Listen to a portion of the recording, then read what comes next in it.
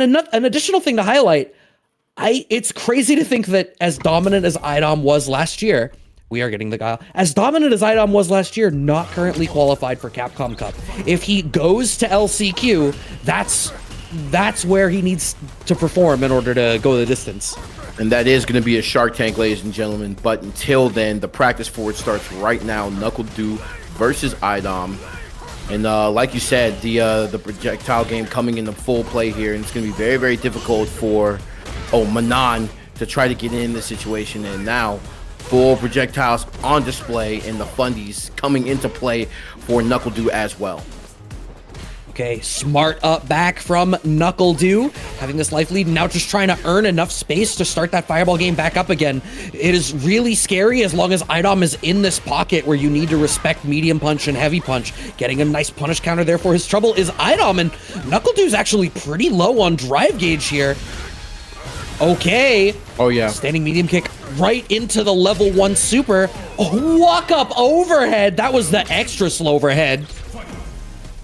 Oh yeah, I got to put it in slow motion one time for the one, and iDom suffering just a little bit. Going to be a nice combo, putting iDom over here into the corner and NuckleDu, but finally getting the grab right here. And iDom, this is the edge that he needs. You know, once the mind games finally get set, iDom can make the life lead turn in a second, and another grab, bypassing the projectile. Give me a fourth grab, almost at 5 medals. Gonna be able to react to the DI. iDom cooking with grease on this round. You know what's wild about that too? That was a perfect storm situation for iDom to be able to close that one out on a DI punish counter.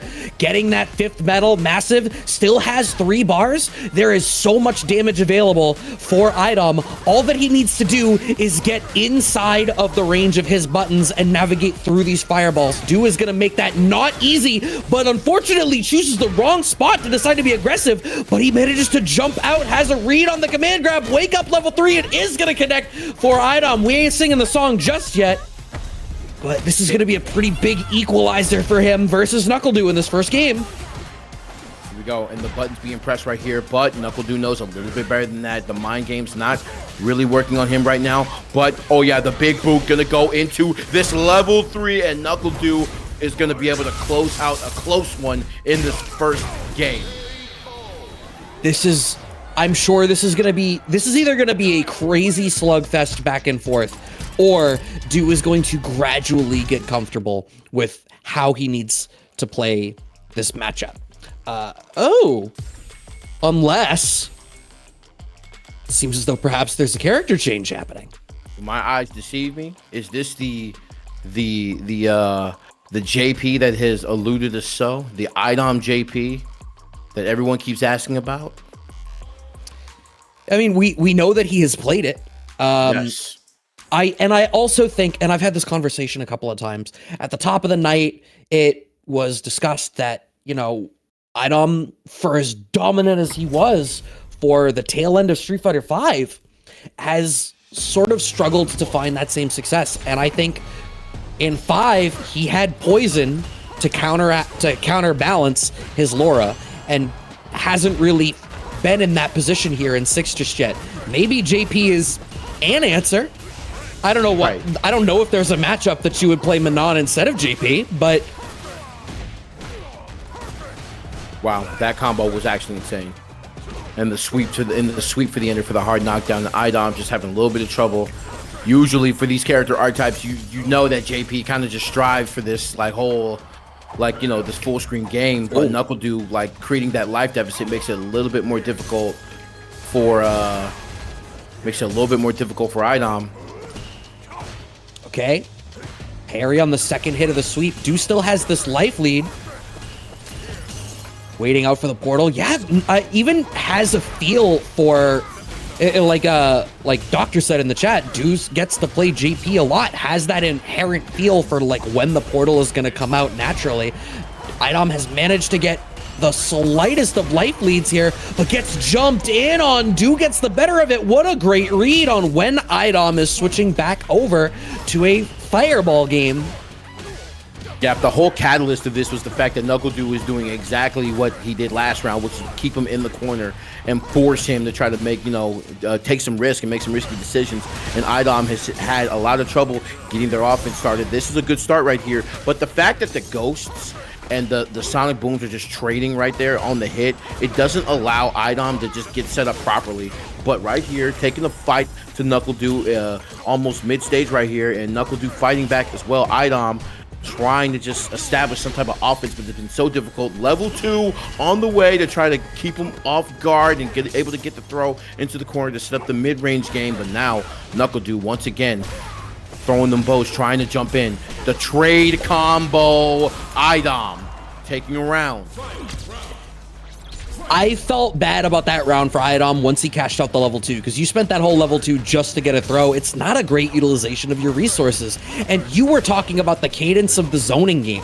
And yeah, I think you're absolutely right. JP is a character that I think needs to get set up as a zoner, and Guile does such a great job of just shutting that down because his projectiles travel so fast and recover so quickly. We're at full screen, but iDom is like relegated to having to zone with Spire, and that's what gives NuckleDu the opportunity to be the aggressor and start to inch forward. iDom slowly but surely surrendering real estate. Nice check on the overhead, but we find a punish counter back throw. Du is 1,000,000% going to be playing for some kind of crazy block pressure now. Good perfect parry to try to keep himself out of burnout.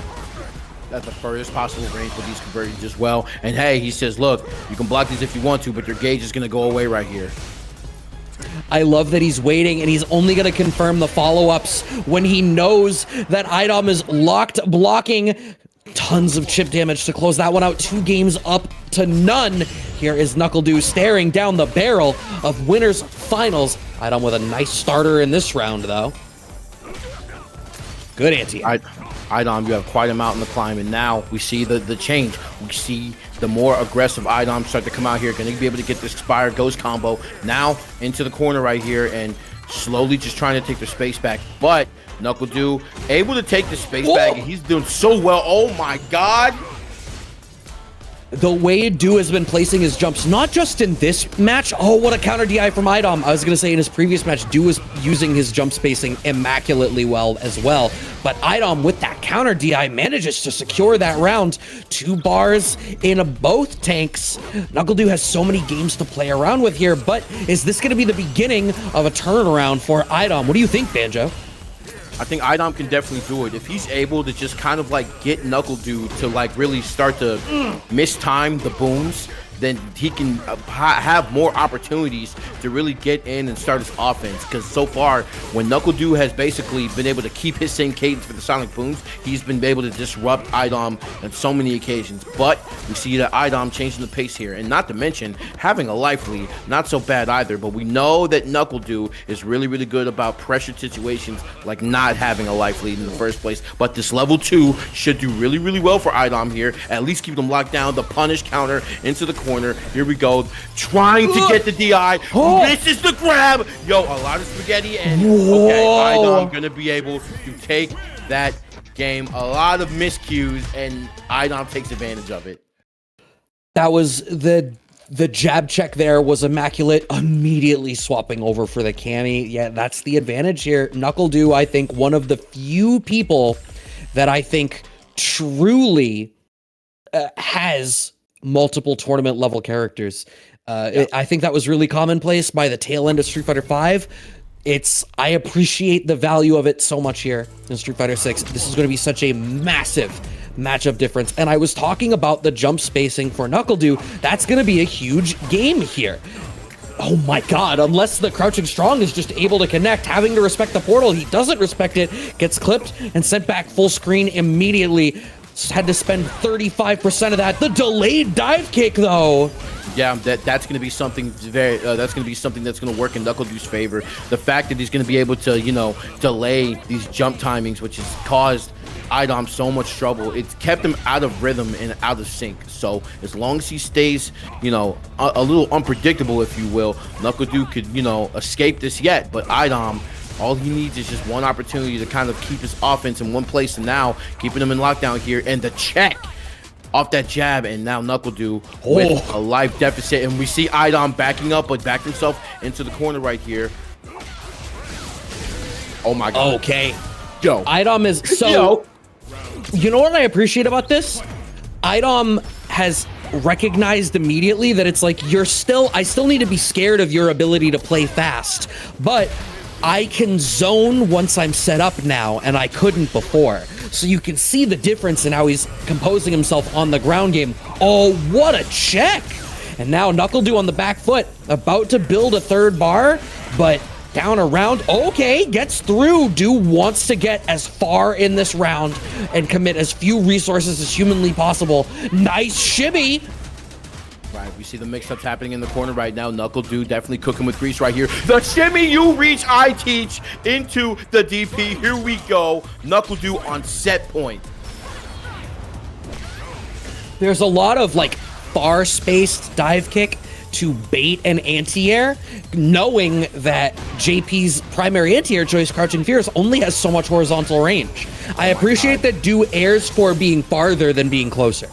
And you literally called it right as it was happening. Oh my god, Brad, you're a wizard. And iDom, a little magic working right here, trying to send this into a game 5, and NuckleDu literally jumping in and jumping in again. Fundamentals not serving him well right now. The anti-airs, a third anti-air from iDom. iDom, the bust out from NuckleDu. Trying to disrupt the offense right here, and iDom taking it easy. That was wild, standing roundhouse. The thing is, Du doesn't want to stay on the ground, gets clipped. I appreciate the way they both played that. Du could not afford to start blocking because once he got into burnout, it was checkmate. So going to the air a lot, knowing that the threat of dive kick makes that weird to anti-air. But iDom is in that spot of like, well, I'm going to force us to stay in that neutral situation. Every time I see you jump, I'm just DRing forward and playing the zero-sum option. NuckleDu has the corner control here in what has become our game 5. iDom finding the screen reset situation. Is he going to go for the teleport? No, he's just going to let that Spire connect him. Wow, what a check. Wow, and you see him kind of just like a little baiting here with the down Spire, and now literally that bait not coming into fruition right here. NuckleDu gonna get a full conversion in the corner here. Try the parry pump for the reversal, the throw escape. iDom, great defense, and as I say that, opened up like a can of Pringles. NuckleDu with 1 round to go.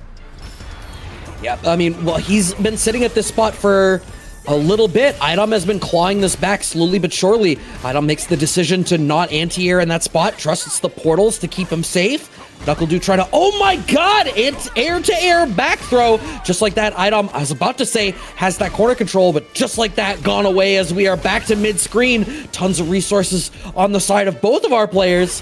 iDom needs to be scared of that level 3 DR forward into the anti-air as an answer to the faraway dive kick. iDom iterating on his own success. NuckleDu having this lockdown in the corner though. Mad plus frames, what a spot to counter jab. What's it gonna be? Level 3, this is still so close. Opts for the level 2. We have to find some way to keep him locked down. Oh, but you fell for it. You gave it up for the drive reversal, and it's not gonna do it. No level 1. Felt like that probably couldn't. Oh, he didn't pull him out from there. Oh my god! Yo! NuckleDu, are you serious? Yo! Range brothers, brother. Oh my god! Oh my god! It was so clear! What else could he have wanted? It was the only win condition left. You had him full screen. I get that you had to. I get that you had to. Because what else are you going to do?